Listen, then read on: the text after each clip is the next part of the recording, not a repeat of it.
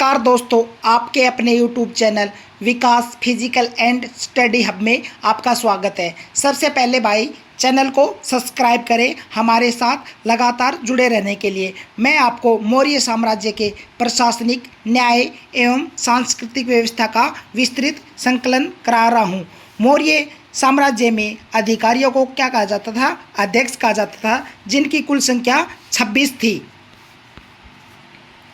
मौर्य साम्राज्य में कृषि विभाग के अध्यक्ष के अधिकारी को शीताध्यक्ष कहा जाता था। खनन विभाग के अधिकारी को अक्राध्यक्ष कहा जाता था। मुद्रा विभाग के अध्यक्ष को लक्ष्मण अध्यक्ष कहा जाता था। पुलिस विभाग के अध्यक्ष को राक्षीन कहा जाता था। दीवानी न्यायालय या धन संबंधी मामले के अधिकारी को धर्मस्थलीय कहा जाता था। फौजदारी न्यायालय के अधिकारी को कंटक शोधन कहा जाता था। गुप्तचर के अधिकारी को गुड पुरुष कहा जाता था। स्थायी गुप्तचर के अधिकारी को संस्था कहा जाता था। चलायमान गुप्तचर के अधिकारी को संचार कहा जाता था। जंगल का अधिकारी को आंटविक कहा जाता था। टैक्स या कर संग्रहकर्ता को समाहर्ता कहा जाता था। मोस्ट कोषाध्यक्ष के अधिकारी को सन्निधाता कहा जाता था। ये भी मोस्ट है। नगर प्रशासन मौर्य साम्राज्य में मैग्निस्ट के अनुसार नगर का प्रशासन 30 सदस्यों का एक मंडल चलाता था। यह मंडल 6 समितियों में विभक्त था। प्रत्येक समिति में 5 सदस्य होते थे। अशोक के 14 प्रमुख शिलालेख। प्रथम शिलालेख, पशुपलिक की निंदा, सभी मनुष्य मेरी संतान है। अशोक ने यह प्रथम शिलालेख अभिलेख में कहा है। द्वितीय शिलालेख, पशु एवं मनुष्य चिकित्सा की व्यवस्था। तृतीय, राजकीय अधिकारियों को हर 5वें वर्ष दौरे का आदेश। चौथा शिलालेख था भेरी घोष के स्थान पर धर्मघोष की घोषणा।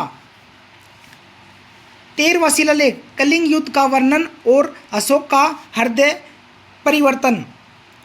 कलिंग युद्ध कब हुआ और किस किस के मध्य हुआ, कमेंट करके बताएं। 14वां शिलालेख, जनता को धार्मिक जीवन बिताने की प्रेरणा। ये सभी शिलालेख बहुत ही मोस्ट हैं भाई, याद रखना है इनको अच्छे से।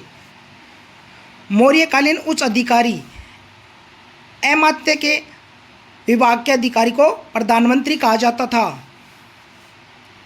पुरोहित अधिकारी को धर्म एवं दान विभाग का प्रधान कहा जाता था। सेनापति सैन्य विभाग का प्रधान होता था। द्वारिक राज्य के द्वार रक्षक होता था। समाहर्ता आय का मुख्य संग्रह करता था। मौर्य साम्राज्य के प्रांत एवं राजधानियां। कलिंग की राजधानी क्या थी? तोसली, और यह उड़ीसा क्षेत्र था। अवंती राष्ट्र की राजधानी क्या थी? उज्जैनी, और मालवा का क्षेत्र हुआ करता था।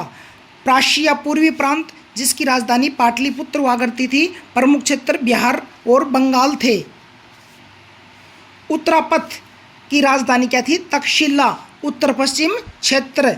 दक्षिणापथ सुवर्णगिरी राजधानी थी और दक्षिण भारत का क्षेत्र था। स्तूप की संरचना एवं प्रतीक। तोरण द्वार किसे?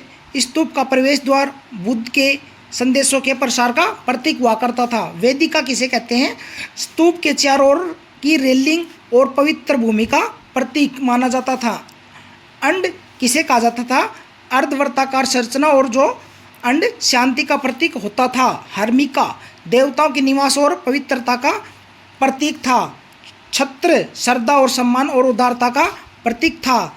यहाँ से आपको 1 से 2 क्वेश्चन